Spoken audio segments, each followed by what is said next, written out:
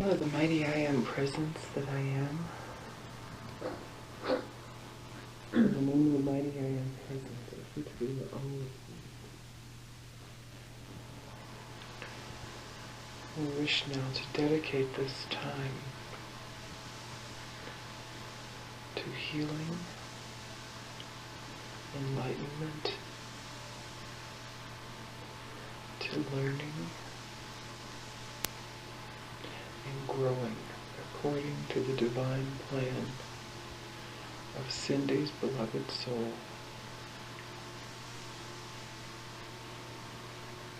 And of God Goddess, all that is.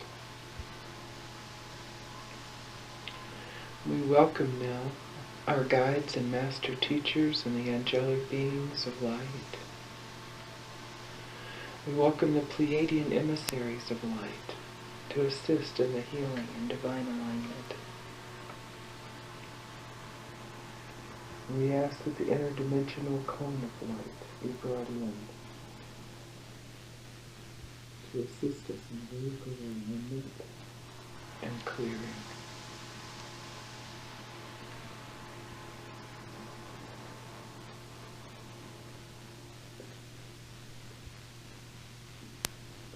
Cindy, do you know who any of your guides are? Mm-hmm. Okay, would you tell me who they are? There's Bearhawk, Maya. What was the first one? Bearhawk. Bearhawk, uh-huh. Maya. Maya, did she just come through when you were here before? Yeah. Yeah. And are there others that you know of? There's Simon.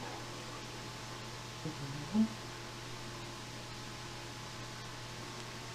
And another one, but I haven't a name. Mm-hmm. I'd like to also welcome Saint Germain today, as well as welcoming Bearhawk and Simon and Maya, and ask that only those beings of the light may remain.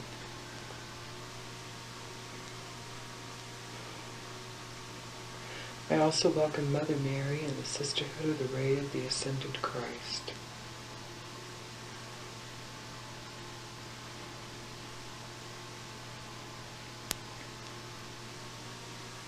And the beloved Master Teacher Chin Razi. We welcome you, beloved one, this time.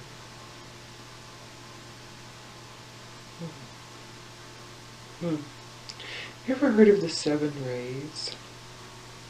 It looks like every person kind of has a ray that they come in, and it has to do with their life lessons and their purpose on being in the earth, things like that.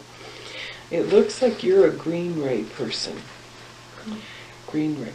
And Chin Razi, there's a master named Chin Razi, spelled Chenreyzie, and a female master named Tara. Have you heard of the green Tara? She was a Tibetan deity, really beautiful, loving being. She's very connected with the earth spirit. And these two are here today to assist in holding the female-female balance and to guide you in your learnings on the green ray. And so we welcome them also. And we ask that these beloved beings help us to align with divine truth, love, light, and oneness with God, Goddess, all that is, so that we may use this time for its highest purpose. So be it. Cindy, would you say your birth name twice and your current full name twice? Cynthia Renee McMillan. Cynthia Renee McMillan. Cynthia Renee Gillisauer. Cynthia Renee Gillisauer.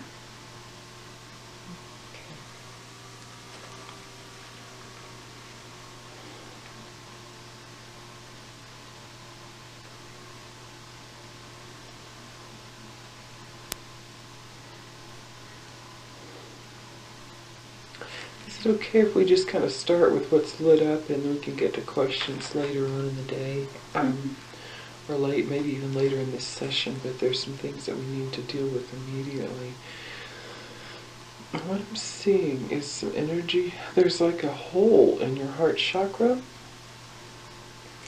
And I see this part of you that's sort of crouched in that little hole there on the edge of it in fear.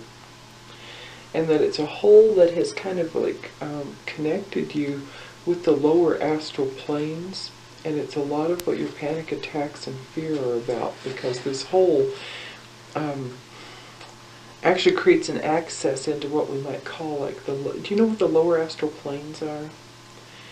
They're kind of like when you have those weird dreams and nightmares and stuff, and you see all these weird beings and people doing crazy things. And what happens in those kind of dreams is you're kind of stuck in the lower astral.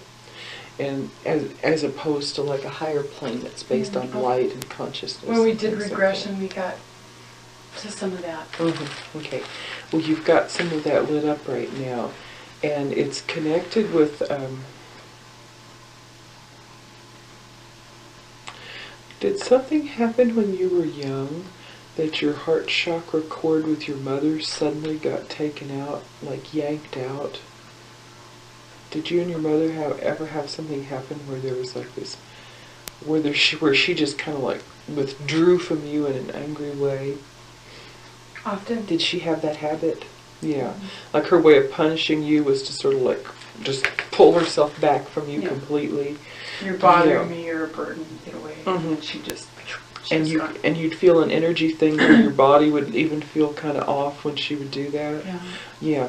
What she would do is she had this thing where she would like yank out the heart chakra cord, and that hurts. And when it's done often enough where a person bonds with you on a heart chakra and then they jerk it out, and they bond with you and jerk it out. I had the same problem, and I had so many holes in my heart. It took me a long time to heal it. But you have this one hole there where she did that with you all the time. And what it finally did was literally create like this just deep well of pain. And it gave perfect access for these kind of lower astral energies to feed off of. And opened kind of like a doorway into the lower astral planes just from that jerking in and out all the time. And you're at a point in your healing where that is just, I mean, it's like right on this. I look at you and I just can't even really put my attention on anything else but that right now, because that hole with all the pain in it is there. And then there's a bunch of your fear energy kind of around the hole trying to keep you from feeling it. But then you stay in this kind of timid energy. I know that energy. Yeah. So what I'm being told I need to do is start clearing out, and there's a lot of your mother's anger inside that hole. And it's also a place that if you're around people who are feeling anger, it makes you real afraid of it, because that hole kind of works like a black hole does in the cosmos, where once that kind of a damage happens, it ends up being like almost like a suction. Like if you're around people who are really angry or they're upset about something, that energy will tend to just kind of get slurped right into that hole, and so it makes you real afraid of people sometimes. Yeah. All my life I can see that. Yeah. So that's what we've got to start on right now.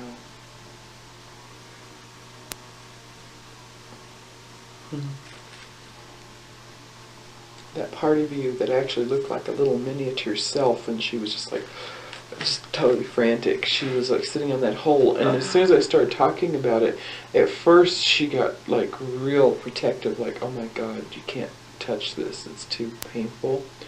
And then when she realized that we were really going to heal it finally, she just kind of let go, and the guides are just kind of pulling her out of your body right now. And I'm just going to ask them to continue doing that and to heal that part of you that's been stuck in so much fear, and let her be healed outside your body so that when we get this healed, she can come back in.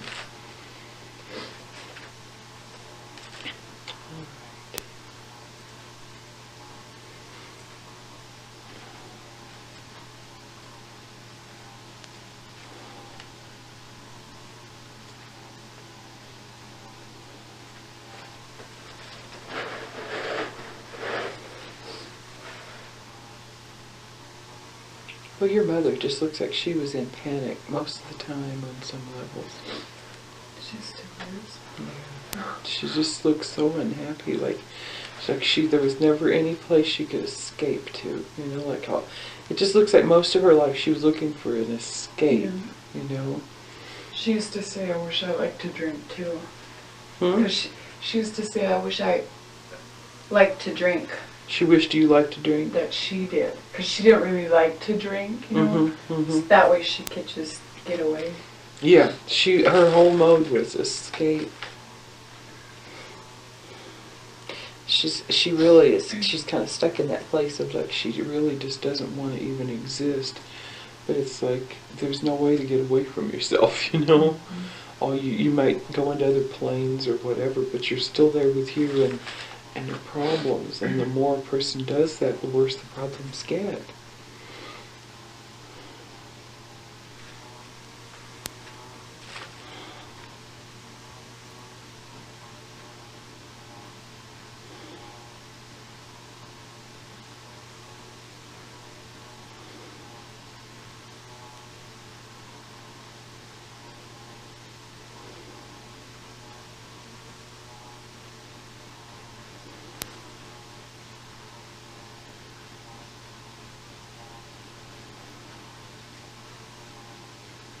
And basically living with her was like living with somebody who was in the lower astral planes. I mean, it's just the psychic garbage around the house was intense.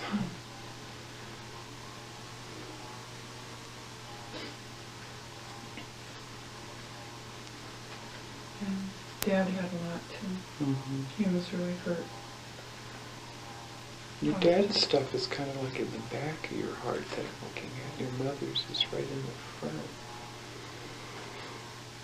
And it goes down in deep. Your mother's stuff goes in really deep into your heart. Your dad's isn't quite so deep.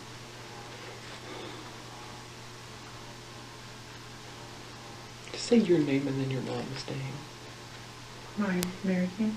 Your current name is fine. Cynthia Renee Gilsham, Doris Jean McMillan. Okay.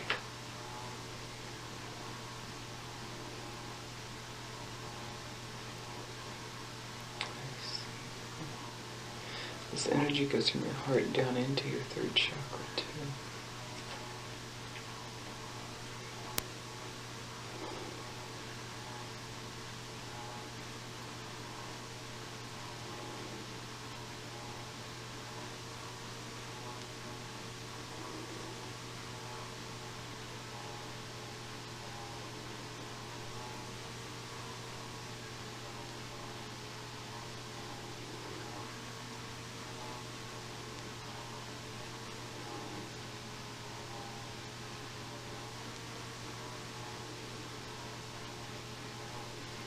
Have you noticed that even when somebody's loving you, it's sometimes hard for you to really feel their love?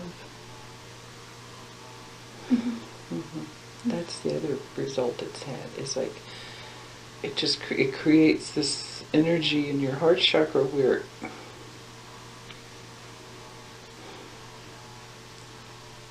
it's like you can see their love, you can see that they're loving you, but it's hard to let it get really in there.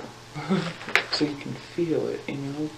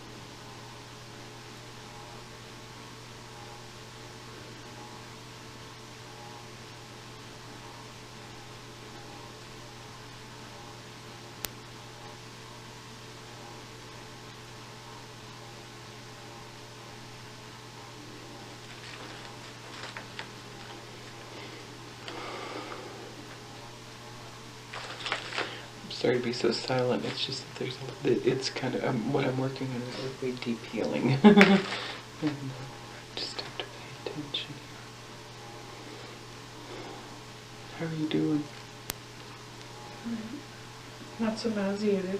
Mm-hmm. Okay. Well, I'm not surprised you're nauseated. This thing is just really lit up, and it went down into your third chakra, you know, where the stomach is, and kind of down and out your back. So there's quite a big hole there.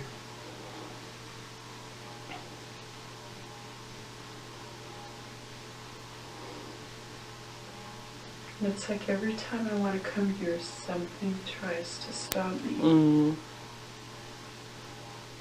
And it's always sickness related.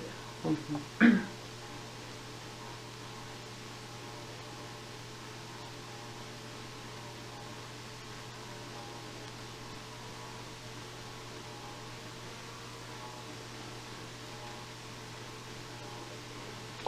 The first time I was going to work with my teacher, we were dealing with things like getting lost on a road we've been on many times, running out of gas, silly little things like that.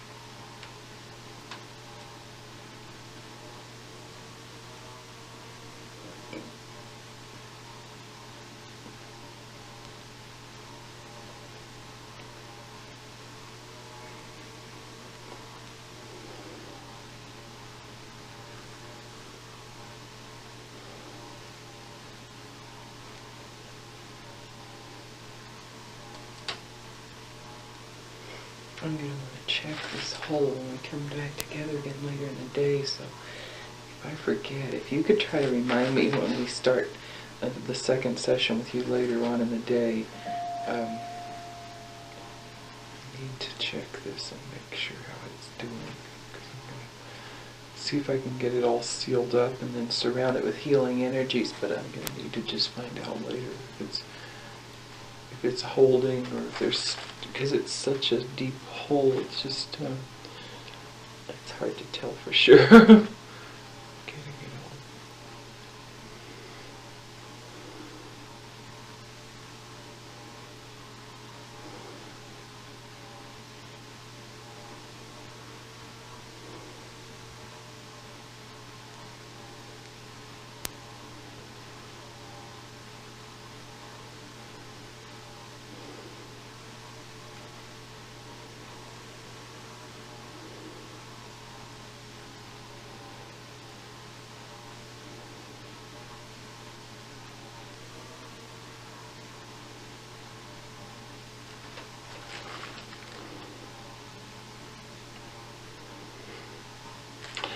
The other problem that this has created for you is that when you were growing up, you could never count on consistently, like somebody knowing that someone would be there for you.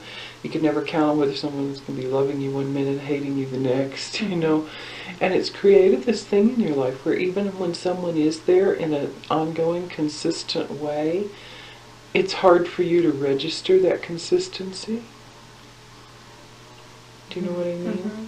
And if I do, I fight it. Mm-hmm. You know. Because it's like if I start to count on it, then they'll pull it out, you know. Because your mother, it's like the moment you'd start to relax and get comfortable as a kid, she'd be jerking the heart chakra cord out again and wanting to run away. And it's just like this back and forth thing. I can't begin to tell you how much damage it does when someone jerks the cords out like that all the time. It's just, I have a sore spot right here. It's physically sore. I've been working on this area for 8 years. I mean, I've healed, I've done the kind of healing I'm doing on you, only there was a lot more to it than that. There was just so much stuff, and it took a long time to ever even get the passageways all cleaned out because there were so many. But I still have a physically sensitive spot because it was so weakened for so long that my body hasn't still caught up with replenishing that area, and it's on a meridian, so that's part of the reason why. But these kind of things are like yours is right down, it's a little bit down toward your right breast on the heart chakra area, up a little. And here? Well, no, it goes down through there, but go up a little higher, up, and then, yeah, right there you're on it, right on the edges of it right there. Is that area sore? Yeah. Oh, right here it is. That's it, yeah, that's the spot. That's the access point where your heart chakra cord was with your mother, and it went up a little higher than that too. And then from there it went down inside your body and then down way inside down into here, right here is always sore. I mean, it sometimes has its own pulse. Yeah. Because I'll check that with my pulse and be different. So I'm going to ask now that the overlighting Deva flowers will come forth. And I'd like to have this area surround with a cocoon of flower energy. I'd like to also ask that the overlighting Deva of the Diamond Light Healing Matrix will come in and cocoon the area in diamond light. And bring the diamond light in any way that's needed to heal. Oh, wonderful. Boy, that's working already. And just surround that area. And just keep regenerating and surrounding that area with a cocoon of light until Cindy and I come back together again later in the day, so we can see how this healing is going.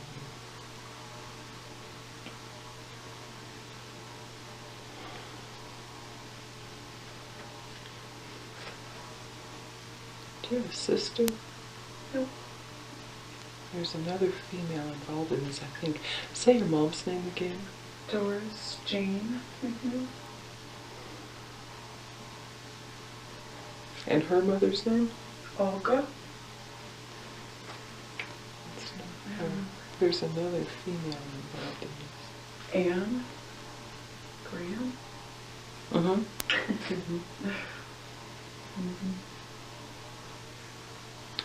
You have a cord with her right now, and it goes kind of right down into this area. And it's a cord that has to do with the two of you sort of supporting each other in not ever dealing with what you're afraid of. It has to do with both of you being afraid to deal with your fears. And so it's like, well, I'll sort of help put energy around where you're afraid, if you'll put energy around where I'm afraid, and then neither one of us will have to deal with our fears. It's kind of a codependent denial contract. So would you like to bring that contract with her? And part of the contract is we'll sort of pretend that the bad things that happened in the past didn't exist, and then we'll feel more confident.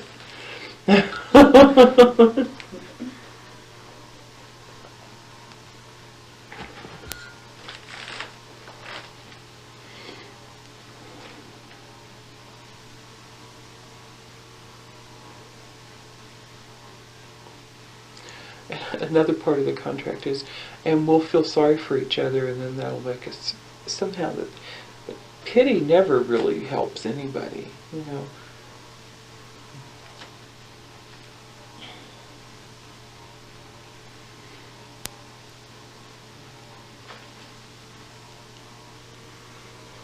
It's kind of like, I'll acknowledge that you're a victim, and you can acknowledge that I'm a victim, and then we'll see what, you know, what pitiful but good people we are, because the victim is always the good guy kind of thing, you know.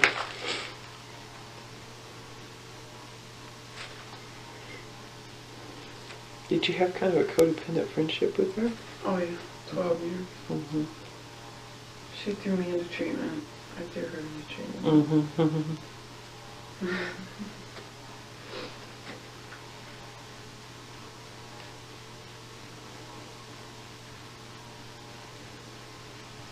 Was she the one that you wanted to have as a partner in the store? Yep. Yeah, I told Guy when he asked about that, that just would not work. You know, it just, there was no way that energy was going to work. You two just don't have the kind of energy together. You tend to support each other in your victimhood, in a sense. Instead of, I just can't see how you could have ever created anything that would have worked together.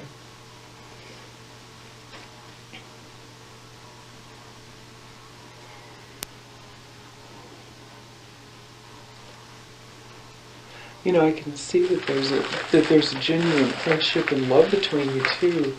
I mean, I can see that on a soul level. But it just looks like it was really important for you to kind of get away from her for a while before, so that you could both get a handle on things, because you were really supporting each other and staying stuck. Yeah, probably. And I think from a genuine place of both of you kind of believing on some level that that was how you love people, you know?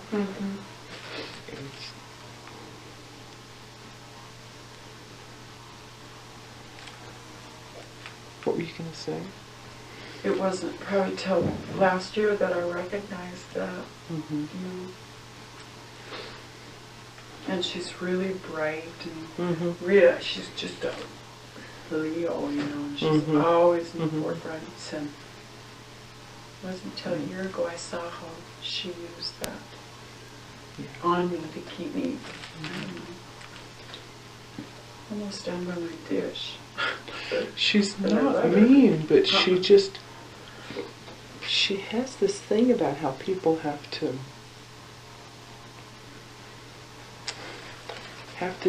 it's about denial. She's just real stuck in denial as a way of coping with life. And there's even a lovingness in it. I mean, you know, but it's not a kind of lovingness that's really going to benefit anybody. It's not meant maliciously, but it's just, she's stuck. And when she gets called on her denial stuff, she can get pretty vindictive. Oh, I've done she that. can get vicious.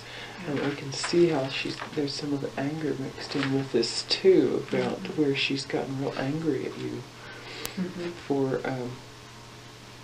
at times when you'd try to sort of break out of the game. And then you would go into guilt and go back into it.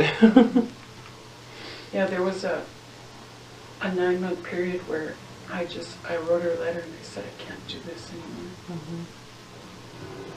This is too crazy and painful.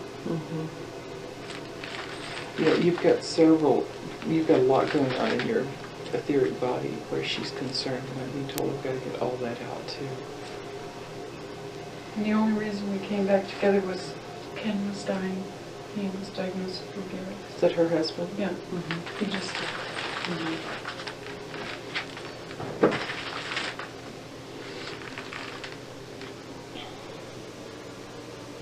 You both have, there's this huge contract you have with her. And it's just big energy. And it's a contract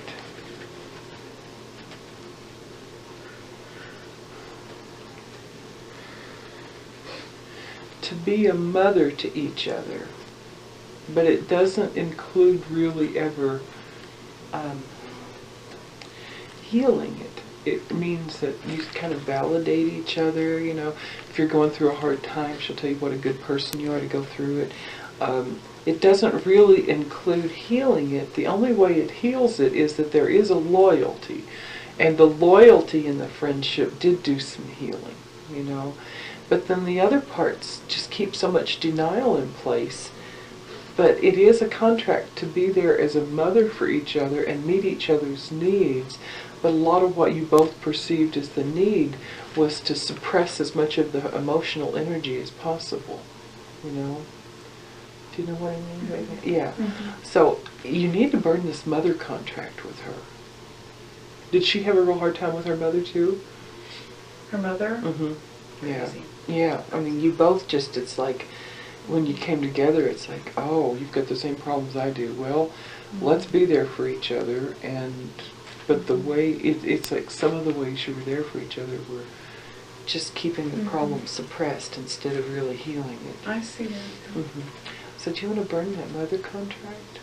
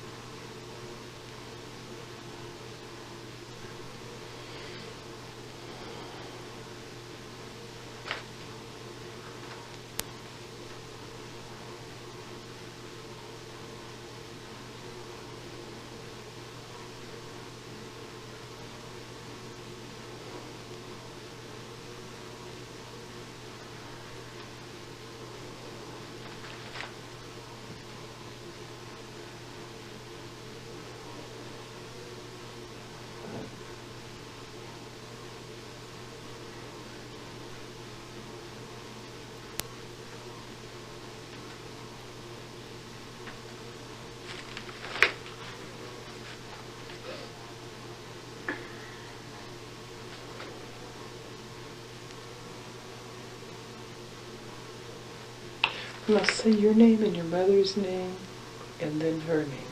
Answer.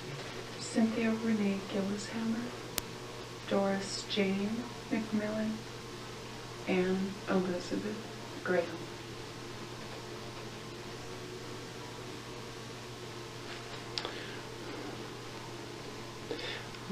You've absorbed a lot of Anne's sexual pain too. Did she have problems in that area?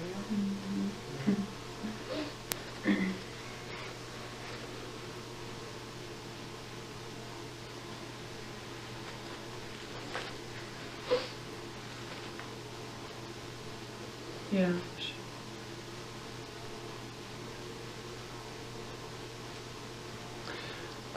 It's complicated your own sexual issues because energy of hers that's in your sexual area is like her sexual pain and fear and some humiliation energy, confusion, you know, there's just, and it's like, what happened is, what made you two take on each other's energy so much? I get a sense she took on a lot of yours too, has to do with being, have I talked to you before about the difference in pity and compassion? Yeah, that's what made you take each other's energy on.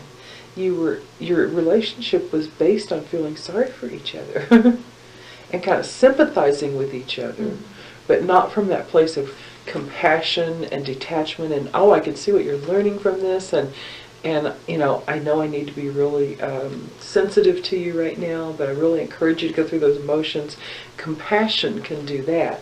Pity's just like, oh, you poor thing, and it's just like, boom, you know, you just soak up whatever the person's got going on. Sometimes it would get so twisted because she's also very smart. And when her pain came, I would be real quiet, real timid, and let her cry if that's what she needed to. But she had such a wild range of emotions every day that, you know, and it got to the point where I was hoping she would come over because I couldn't detach from that roller coaster. And then she'd encourage my emotions and then stomp me for them. I couldn't ever figure that out. It was so tricky. Because her basic thing was wanting to deny them, but she didn't know how.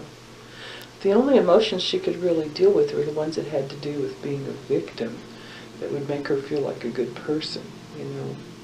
She could kind of cry for herself and feel sorry for herself or for you. Somehow it would make her feel, I don't know, somehow like, I've suffered so much and that makes me good, you know? It's really weird. She had that same kind of background. Adopted child. Crazy.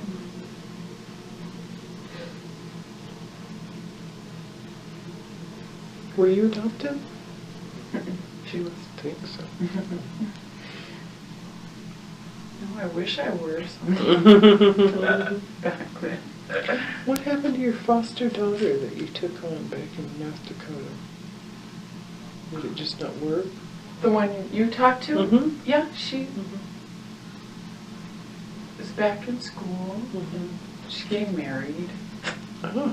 So she had to go to a different foster home when you guys moved? No, she was 18 and she was old enough to. Right. She just about moved with us, but she wanted to finish school. Mm-hmm.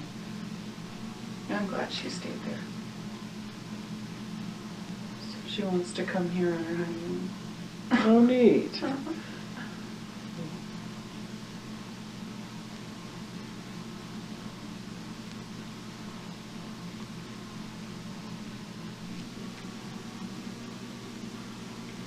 My sense is getting this cleared out is going to help clarify your sexual energy more.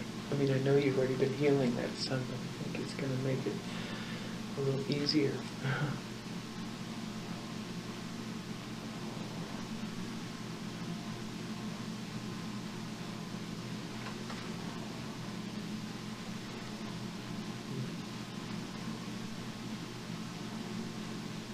I need to ask, I need to connect you with the Supreme Being right now, and to connect Anne.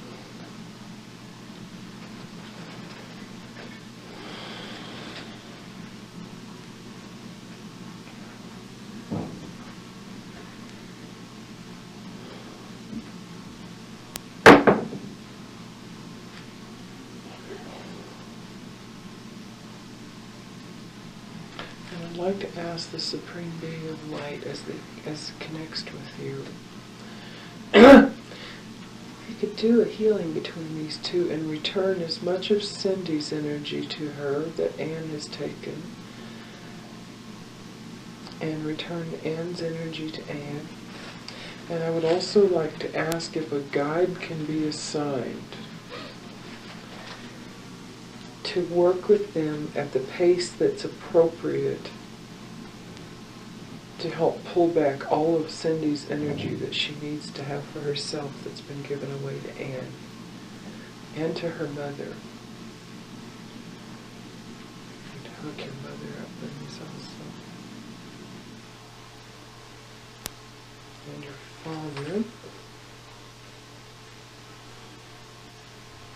And what I'm going to ask the Supreme Being for now is that Cindy's ready to break out this pattern of denial and codependency and pity with people.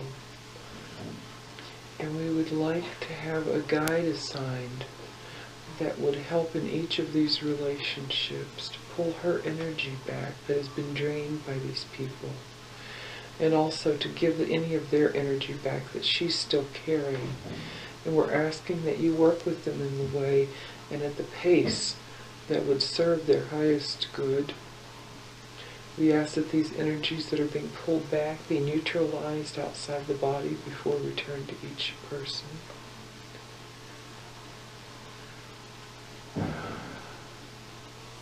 And that as much of that as can be done at this moment be done now. I'm going to ask that the Pleiadian emissaries of light work with each of these people also in healing from this and helping them learn their lessons as much as they're willing to at this time.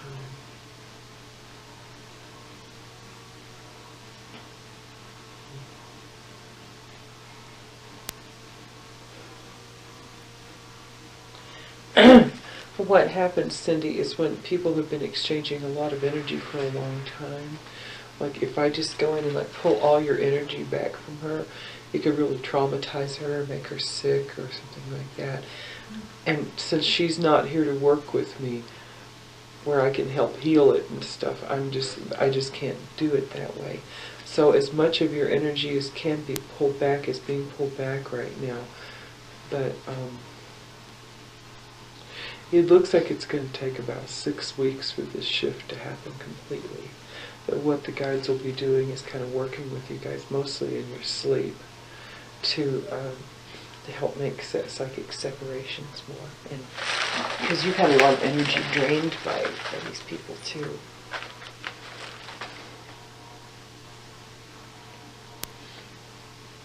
All right, now say Anne's name again for me, please. And Elizabeth Graham.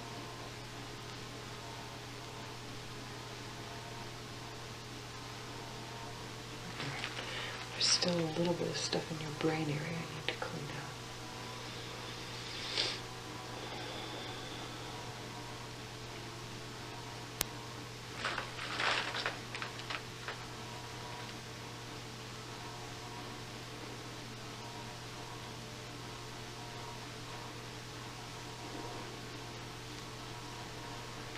Her energy in your space has been inhibiting, well, not doing it all, but it's been contributing to your fear of getting in and healing your emotional body more.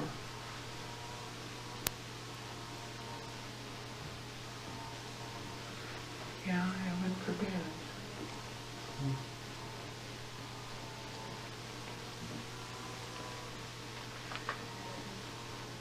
Like sometimes it's never spoken, but I always feel like if I do something, like even when I told her we were coming up here to learn from you, immediately it got cold. Yeah, I was I was looking to see if there was an opening to suggest her calling for a session, but it doesn't really look like it. I think she did one some time ago. Did she? Donnie Becker gave her your name. And we got it from her.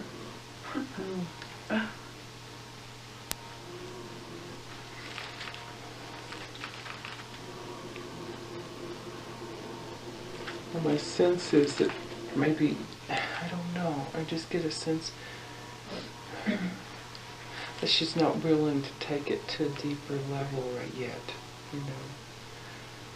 I mean, I get a sense she wants to, but that she's also just has a lot of stuff that she doesn't want to take responsibility for, you know, like why she created the things in her life.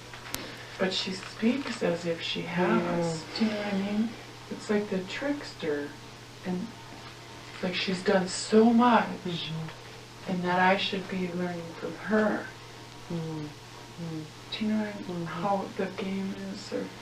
So I always just assumed, as soon as I said her name... Well, there's a lot of control energy. I mean, it's just a lot. You know, she's real determined, kind of to...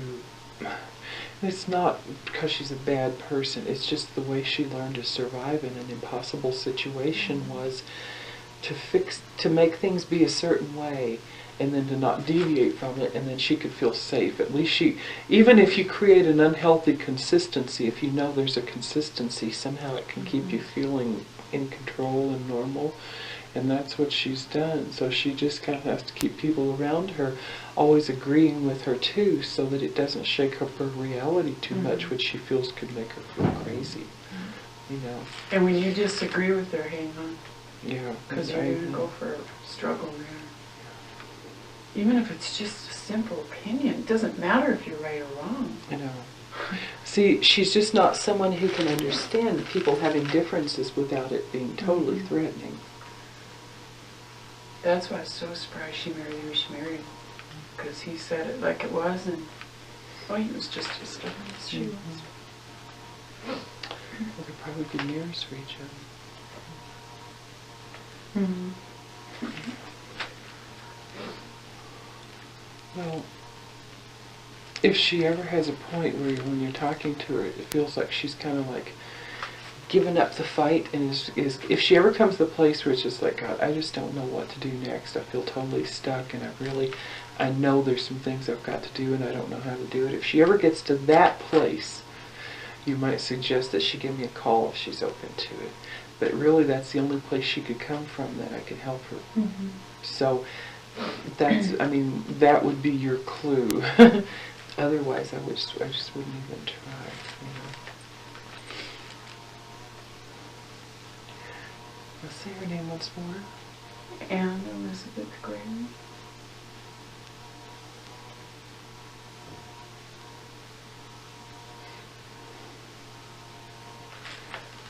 Okay, still Sephora.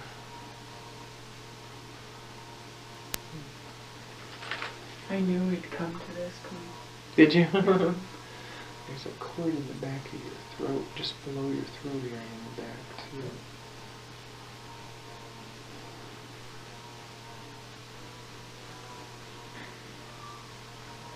Boy, whoa, that's sticky.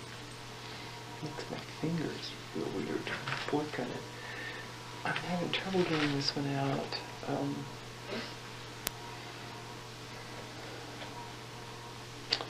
Seems there's another cord in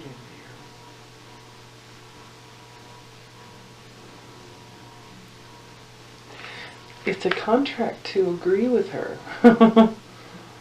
To not contradict her and to agree with her, because that's what she needs to feel validated and safe and in control. Mm-hmm. So do you want to burn that contract?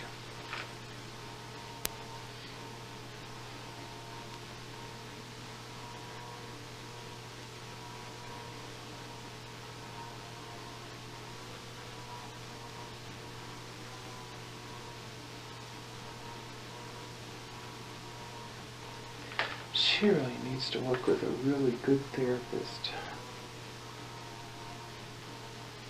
She's quit. And then she was diagnosed manic depressive. Now she's after repeat.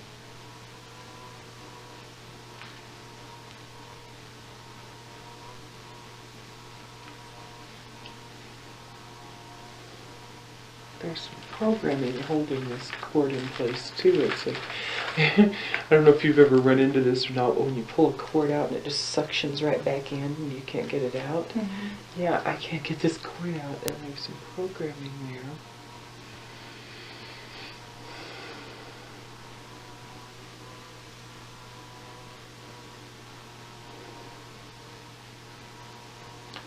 Programming from Anne on what real friendship is.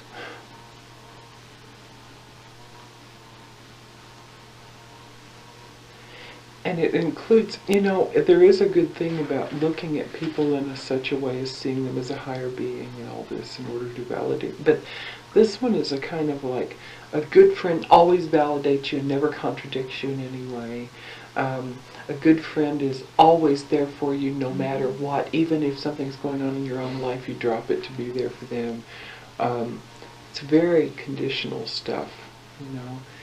And so I'm going to get this programming out of your space.